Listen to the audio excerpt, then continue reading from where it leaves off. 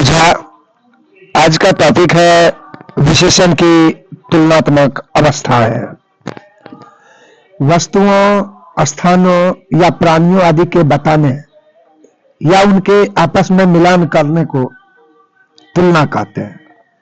तो तुलना करने में वस्तुओं आदि के गुण दोष में कमी या अधिकता होती है, इसे तुलनात्मक अवस्था या रूप कहा जाता है। बात रही विशेषण के गुण दोषों में, तीन तुलनात्मक अवस्थाएं होती है, जिसमें पहला मूलावस्था, दूसरा उत्तरावस्था, तीसरा उत्तमावस्था।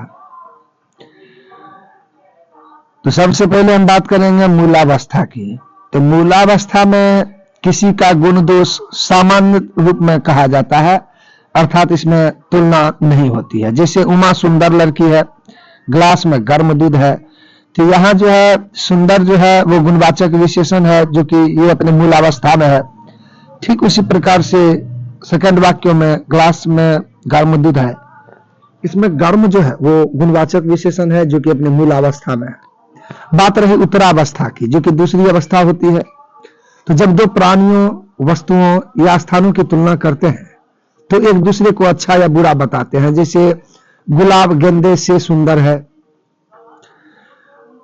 उतना ही नहीं, प्रश्न एक जो है वो प्रश्न दो से छोटा है।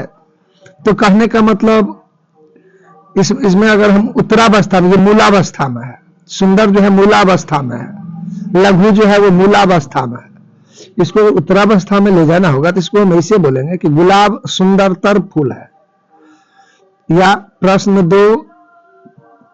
प्रश्न एक प्रश्न दो से लघुत्तर प्रश्न है। तीसरा होता है उत्तमावस्था।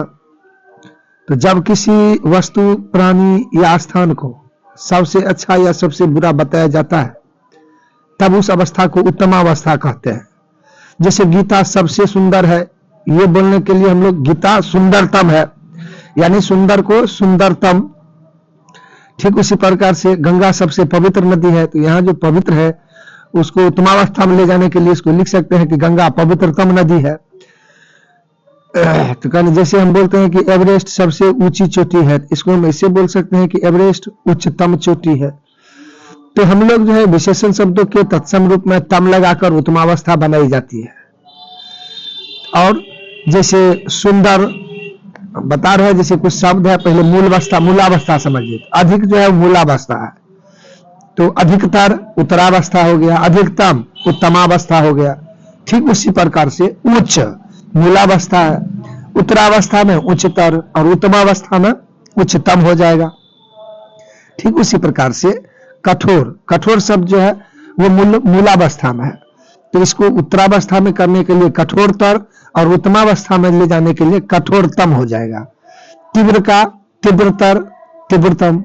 निम्न का निम्नतर, निम्नतम। लघु का लघुतर, लघुतम। सरल का सरलतर, सरलतम। सुंदर का सुंदरतर, सुंदरतम। बुरा, तो जिसमें तर और तम ना लगे तो उसमें उससे और सबसे लगा जाता है। जब बुरा, तो यह बुरातर या बुरातम नहीं बोलेंगे, यहां पर उससे बुरा, सबसे बुरा। जैसे है पुराना, तो उससे पुराना, सबसे पुराना। तो बात रही, देखिए इसी सब को जो है मोटा मोटी इसमें टॉपिक में जो है कवर करना है आपको, और इसी प्रकार के और जो है विशेषण शब्द लेकर के उसके जो है तीनों अवस्थाओं में उसको रखने की कोशिश करें।